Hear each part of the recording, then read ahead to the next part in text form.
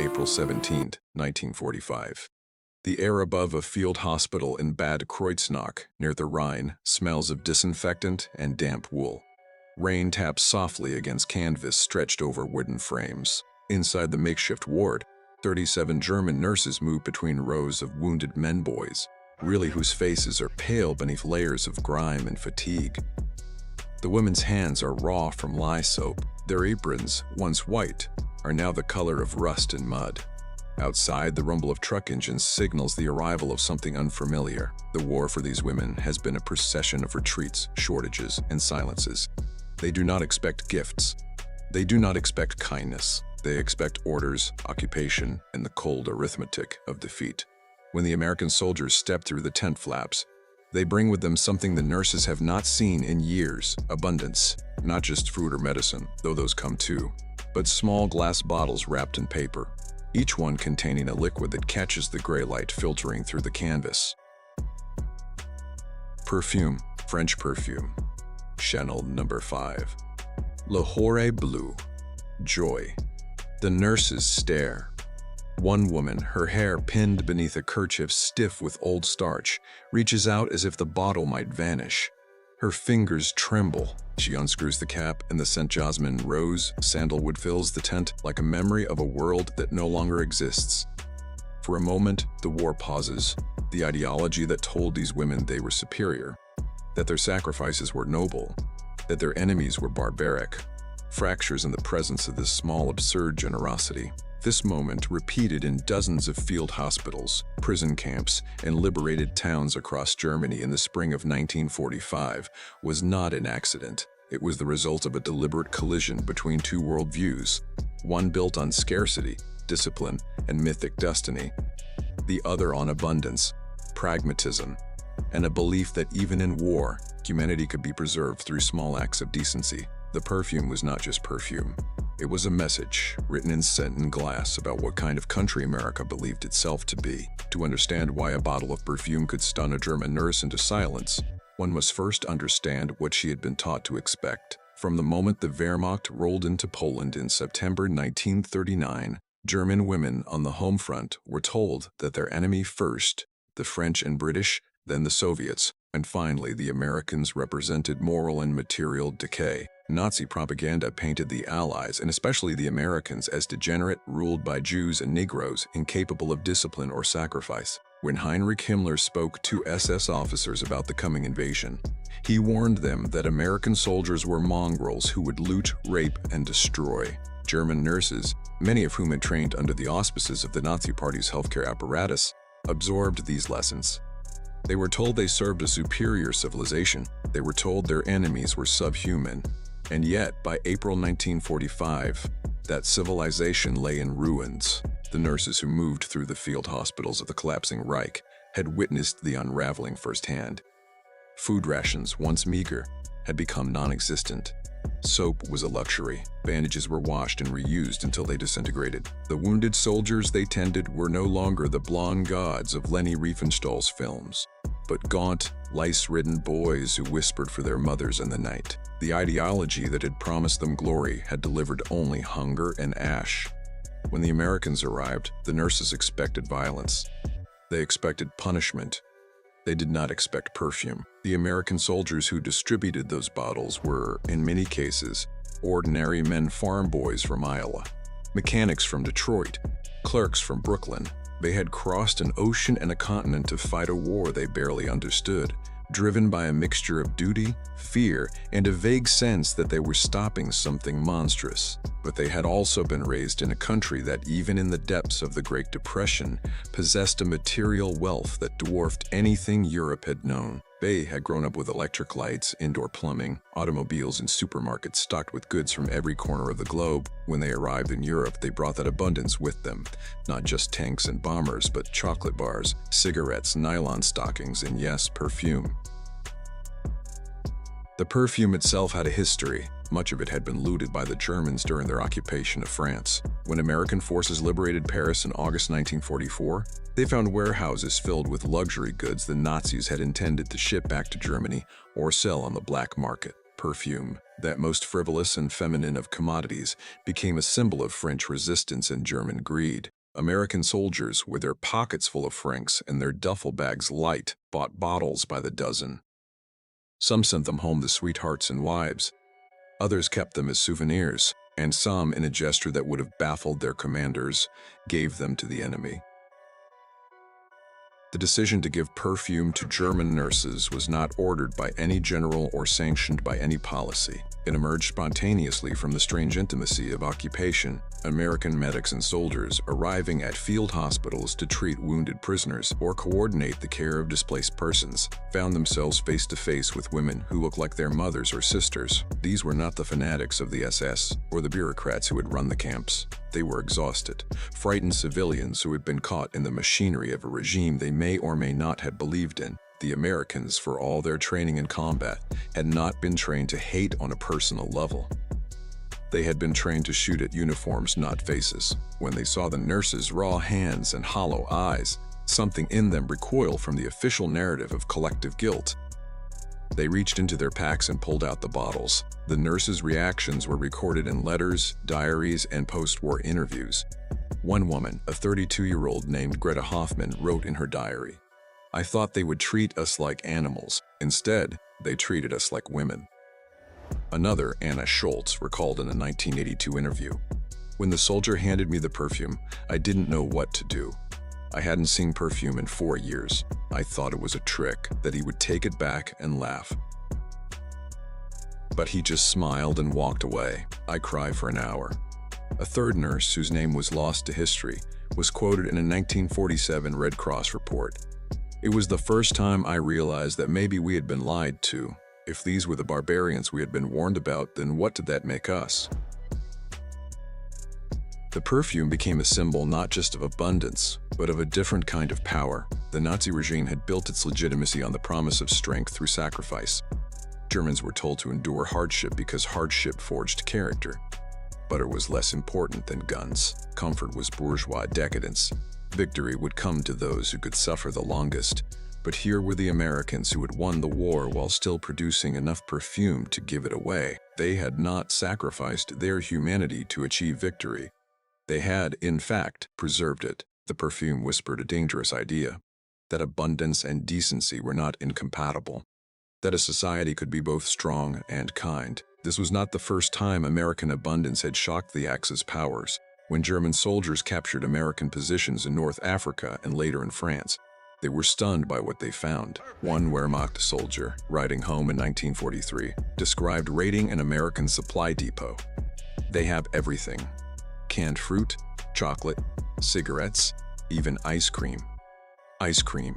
In the middle of a war, we found a machine that makes coffee and another that heats water for shaving. These are not soldiers, these are tourists." The letter was later intercepted by Allied intelligence and filed as evidence of German morale problems. Japanese soldiers had similar experiences when they overran American positions in the Philippines in 1942. They found supplies that seemed almost obscene in their quantity. But by 1944, as the tide turned and American forces retook island after island, Japanese prisoners reported a kind of existential vertigo. One captured soldier, interrogated on Saipan, said to a translator, "We were told you were weak, that you could not fight because you were soft, but you have more of everything. More food, more bullets, more machines. How can you be soft when you have so much?" The interrogator noted in his report. Subject seemed less concerned with his own fate than with the realization that his officers had lied to him. For the German nurses, the perfume was the crystallization of that realization. It was not just that the Americans had more, it was that they had more and still chose to be generous. Generosity in the calculus of total war made no sense. It was inefficient, it benefited the enemy. And yet here it was in a glass bottle that fit in the palm of a hand. The nurses could not reconcile the perfume with the propaganda they had absorbed. If the Americans were supposed to be soulless capitalists, why were they giving away luxury goods for free? If they were supposed to be brutal occupiers, why did they smile when handing over the bottles? If they were supposed to be racially inferior, why did they seem so normal? The symbolic weight of the perfume was amplified by its contrast with what the nurses had experienced under their own regime. In Nazi Germany, scarcity was weaponized. Rationing was not just a necessity, but a tool of control. The regime decided who ate and who went hungry, who received medical care and who did not. The nurses themselves had been part of that system. Many had participated in the T4 euthanasia program, which murdered disabled children and adults deemed life unworthy of life. Others had worked in facilities where foreign laborers and prisoners of war received minimal care, while German civilians were prioritized. The ideology of scarcity demanded constant triage, constant judgment about who deserved to live. The Perfume, by contrast, suggested a world where there was enough for everyone, where giving did not require taking from someone else. This was the deeper message encoded in the bottles, that democracy and abundance were linked. The Americans did not just have more because of geography or luck. They had more because their system, messy, chaotic, often unjust nonetheless, allowed for a level of productivity and innovation that authoritarian regimes could not match. The Soviet Union, despite its propaganda about proletarian paradise, could barely feed its own troops. Nazi Germany, despite its vaunted efficiency, had to loot occupied territories to sustain itself. Only the United States could afford to wage a global war while still manufacturing perfume, chewing gum, and Coca-Cola. The nurses, of course, did not think in such abstract terms. For them, the perfume was personal. It was the scent of a life they had lost or never had. It was a reminder that they were women, not just cogs in a war machine. It was a moment of recognition from an enemy who, by all rights, should have despised them. And for some, it was the beginning of a reckoning. If the Americans could be kind to them despite everything, then perhaps the stories they had been told about the world were wrong. Perhaps the war had not been a noble struggle, but a catastrophic mistake. Perhaps they, who had believed themselves to be on the side of history, had been on the wrong side all along. Not every nurse experienced this transformation. Some accepted the perfume with gratitude, but remained convinced that Germany had been betrayed rather than defeated. Others saw the gesture as condescending, a way for the victors to flaunt their superiority. But many found themselves changed. In the months and years after the war, as Germany was occupied and denazified, these women became part of a generation that had to rebuild not just their country, but their understanding of themselves. The perfume, sitting on a shelf or tucked into a drawer, became a talisman of that process. Every time they caught its scent, they were reminded of the moment when their certainties dissolved. The American soldiers who distributed the perfume rarely understood the full impact of their actions. For them, it was a small kindness, a way to ease the tension of occupation. Many of them were uncomfortable with the role of conqueror. They had been trained to fight, not to govern. Giving away perfume or chocolate or cigarettes was a way to humanize an awkward situation. It was also, perhaps, a way to reassure themselves that they were still the good guys, that the war had not turned them into something they did not recognize, but the gesture had consequences that rippled far beyond the individual exchanges. It became part of the narrative the Germans told themselves about the Americans. Unlike the Soviet occupiers in the East, who requisitioned food and raped with impunity, the Americans were seen as relatively benign. This perception was not entirely accurate. American soldiers committed their share of crimes, and American policies in occupied Germany were often harsh. But the contrast with the Soviets was stark enough that many Germans came to see the Americans as liberators rather than conquerors. The perfume, along with the chocolate and the jazz music and the Marshall Plan aid, became part of the mythology of American benevolence. This mythology served American interests during the Cold War. West Germany became a crucial ally, a buffer against Soviet expansion. The friendship between the United States and West Germany was built, in part, on memories of those early encounters.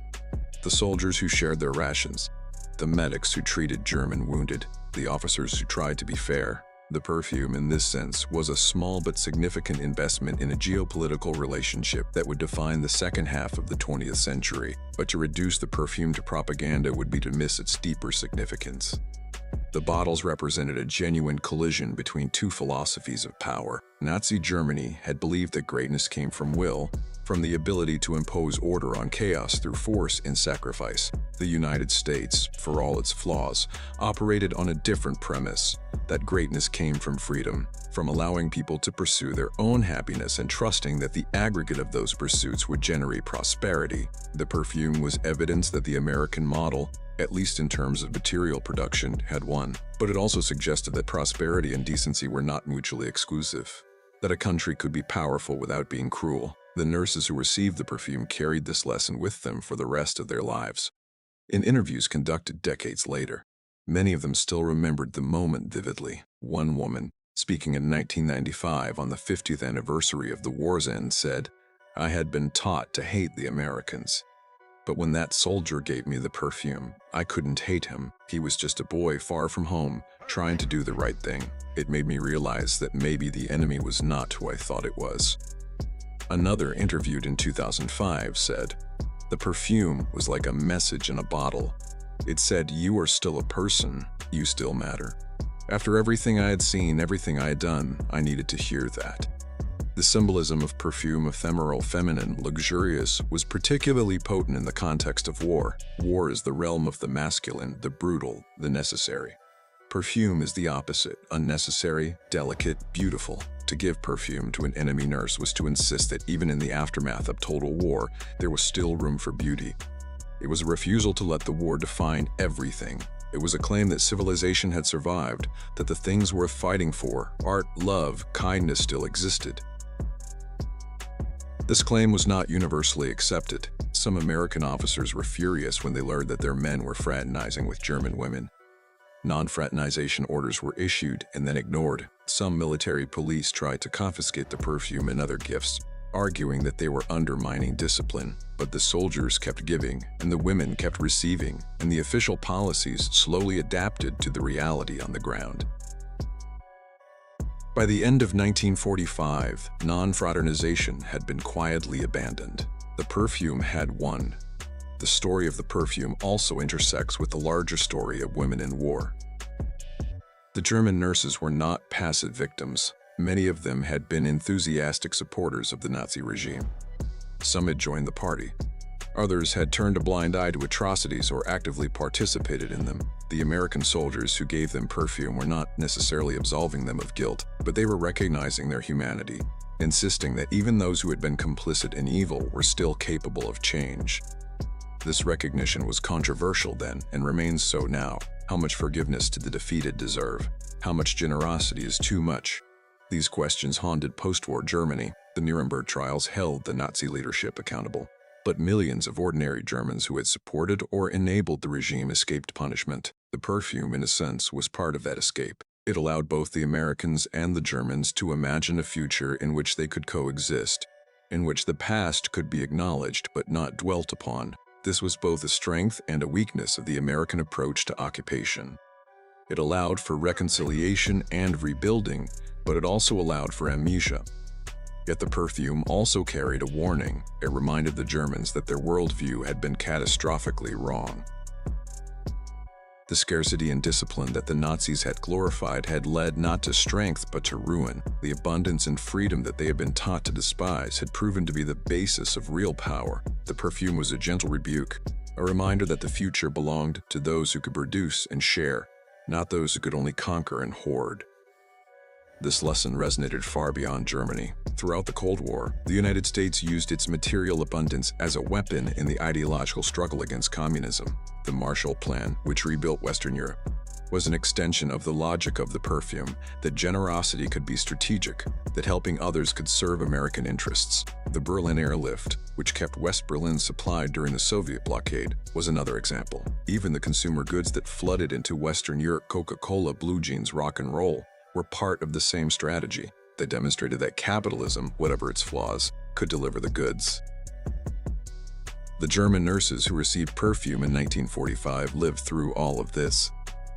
They saw their country divided and rebuilt. They saw the economic miracle of the 1950s, when West Germany rose from the rubble to become one of the richest nations in Europe. They saw the Berlin Wall go up and then come down, and many of them, looking back, traced the arc of their lives to that moment in the field hospital when an American soldier handed them a bottle and smiled. The perfume itself, the physical bottles, mostly did not survive. Some were used until empty.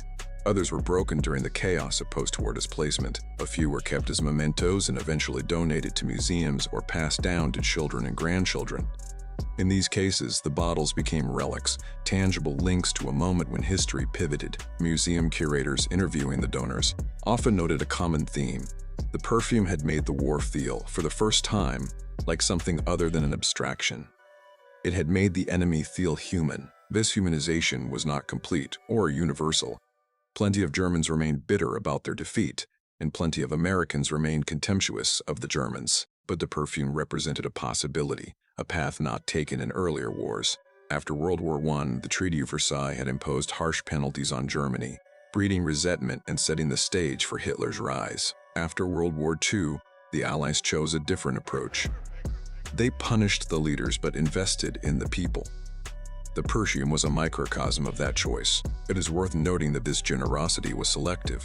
The Americans were far more willing to forgive German nurses than, say, Japanese soldiers or Soviet partisans. Racism and Cold War calculations shaped who received kindness and who received punishment. The perfume, in this sense, was also a marker of privilege.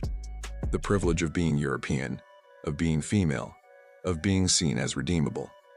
This does not invalidate the gesture, but it complicates it. The same country that could give perfume to German nurses could also intern Japanese Americans or turn away Jewish refugees. Generosity and cruelty coexisted in the American character as they do in all nations.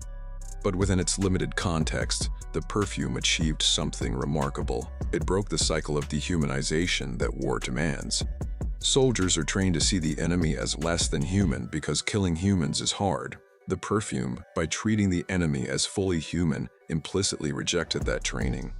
It said, "The war is over and now we must remember that we are all people." This was a radical act, even if the soldiers themselves did not think of it that way. The recurring image of the perfume bottle, small, fragile, easily broken, serves as a metaphor for the fragility of peace and decency in a world dominated by violence. The bottle could shatter in an instant, spilling its contents and leaving only the ghost of a scent. But as long as it remained intact, it held within it the possibility of beauty, of care, of a world where such things mattered.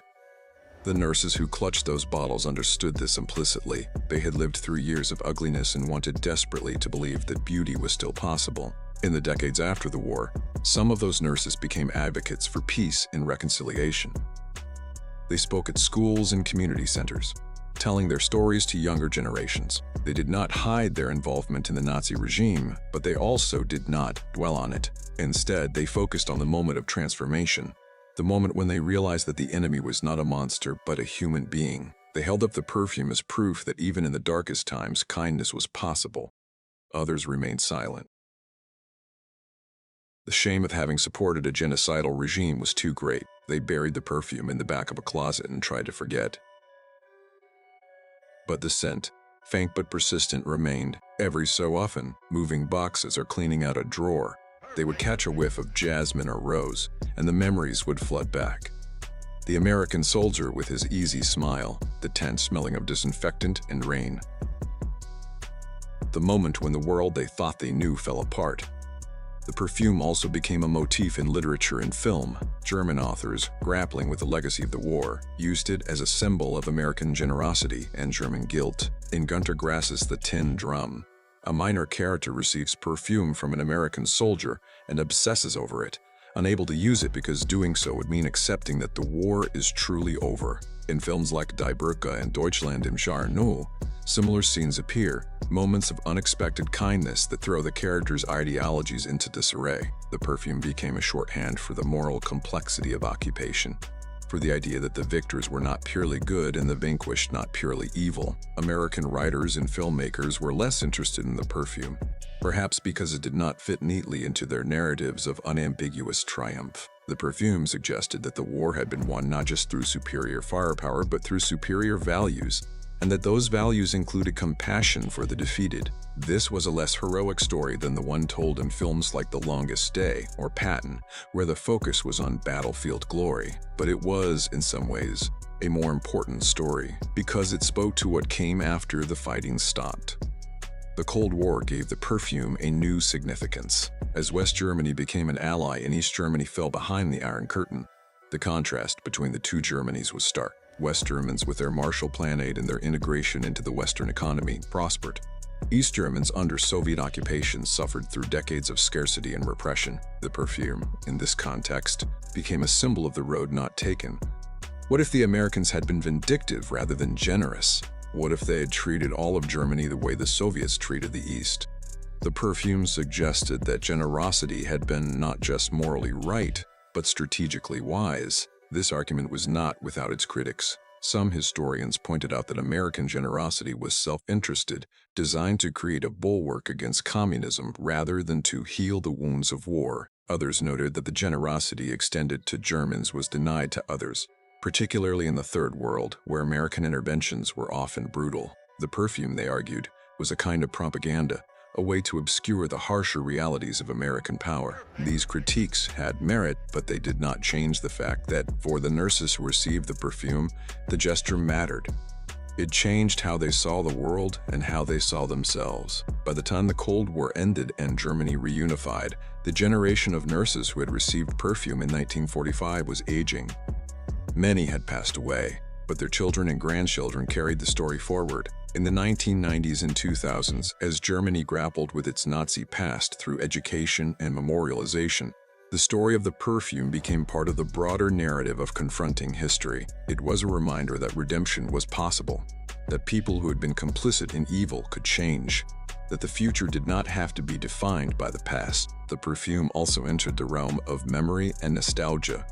For some Germans, particularly those who had been children during the war, the perfume represented the lost world of innocence. They had vague memories of their mothers or aunts receiving gifts from American soldiers, of a time when the soldiers seemed like visitors from a magical land of plenty. These memories, filtered through decades, became tinged with a kind of melancholy. The perfume was a reminder of what had been lost, not just in the war, but in the decades of division that followed. For the Americans, the perfume became part of the mythos of the good war. The idea that World War II had been a just and necessary conflict fought by a generation of heroes. The soldiers who gave away perfume were remembered as embodiments of American decency, men who fought hard but did not lose their humanity. This narrative, while not entirely false, was also not entirely true. It elided the complexities and contradictions of the war and its aftermath. But myths, even incomplete ones, have power. They shape how nations see themselves and how they act in the world. The physical bottles, those that survived, became collector's items. Auction houses occasionally featured them, often with labels reading "Given by American soldier to German nurse, 1945." The prices varied depending on provenance and condition, but the historical value was always higher than the monetary one. These were not just bottles of perfume. They were artifacts of a moment when the world could have gone in a very different direction. In recent years, historians have begun to re-examine the story of the perfume with a more critical eye. They have asked who gave the perfume and who received it, and what those choices reveal about race, gender, and power. They have noted that the same soldiers who gave perfume to white German nurses often treated black German civilians or women of color with contempt. They have pointed out that the generosity extended to Germans was not extended to Japanese Americans, who remained in internment camps until late 1945. These critiques do not invalidate the story of the perfume, but they contextualize it, reminding us that no act of kindness exists in a vacuum. The perfume also raises questions about the nature of memory, how much of the story is true, and how much has been shaped by nostalgia and selective recall. Did the nurses really react with stunned silence? Or is that a detail added later to heighten the drama? Did the soldiers really give away French perfume, or has that luxury item replaced more mundane gifts, like soap and cigarettes in the retelling? These are difficult questions, but they matter. History is not just what happened, but how we remember what happened, and memory is always political. What remains undeniable is that something changed in those field hospitals in the spring of 1945. The nurses who had expected brutality encountered kindness. The soldiers who had been taught to hate encountered humanity, and in the space between expectation and reality, a new possibility emerged: that the war could end not in vengeance but in reconciliation, that enemies could become, if not friends, then at least fellow human beings. The perfume, with its scent of jasmine and rose, carried that possibility forward. It lingered in the air of the field hospitals, in the drawers of post-war homes, in the memories of those who had been there, and it whispered, across the decades, a truth that is easy to forget, that in the midst of the worst humanity can do, There is still room for the best. April 17, 1945. A German nurse stands in a field hospital near the Rhine, holding a bottle of perfume. Outside, the rain has stopped, and the sun breaks through the clouds. The war is not yet over, but for her in this moment, it feels as if it might be. She unscrews the cap and breathes in the scent, and for the first time in years, she allows herself to hope, not for victory or vindication, but for something simpler. The possibility that life, even after so much death, might still hold beauty. That the world, even after so much hatred, might still hold kindness. That she, even after so much complicity, might still be worthy of grace. The bottle sits in her palm, fragile and luminous. She closes her fingers around it, feeling its weight, and tucks it into her apron pocket. Tomorrow, she will use it sparingly, making it last as long as possible, but tonight, she will simply hold it. This small glass vessel filled with the promise that the future, whatever it brings, does not have to be defined by the past. The perfume is a gift, but it is also a challenge to accept that the enemy was not who she thought, that the world was not what she believed, and that she, like her country, must find a way to live with that knowledge. In the end, the perfume is more than a symbol. It is a question. Can abundance and decency coexist? Can a nation be powerful without being cruel? Can people who have done terrible things still change, still grow, still deserve forgiveness? The nurses who received the perfume did not answer these questions definitively, but they lived them day by day, year by year, until the bottles were empty and the scent was only a memory. And in living them, they became part of a larger story, the story of how sometimes, in the ruins of the old world, the seeds of a new one can take root. The perfume is gone now, evaporated into the air, leaving only traces of faint sweetness, a ghost of jasmine, a whisper of rose. But the lesson it carried remains, that even in the darkest times, small acts of kindness matter. That generosity is not weakness, but strength. That the choices we make about how to treat our enemies define us more than the battles we win. And that sometimes the most powerful weapon is not a bomb or a bullet, but a bottle of perfume, given freely with a smile, to someone who never expected it. This is the truth the perfume teaches. That freedom and abundance are not just economic conditions, but moral ones. That a society is judged not by how it treats its friends, but by how it treats its defeated foes. And that the line between barbarism and civilization is not drawn by ideology or ethnicity or power, but by the simple choice to see the humanity in others, especially when they have been taught to deny yours. The German nurses learned this lesson in the spring of 1945, standing in a field hospital near the Rhine, holding bottles of perfume given to them by American soldiers. They learned it not through lectures or propaganda, but through experience. The experience of being treated with kindness when they expected cruelty, with generosity when they expected punishment, with humanity when they expected vengeance. And in learning it, they became witnesses to a different kind of victory. Not the victory of armies or ideologies, but the victory of decency over hatred, abundance over scarcity, hope over despair. The bottle is empty now. The scent has faded. But the memory endures, passed down through generations, a reminder that even in the aftermath of total war, beauty can still exist, that even among enemies, kindness is possible. And that sometimes the most powerful act of all is the smallest one, a gift, freely given, that says, without words, you are still human, you still matter, there is still hope.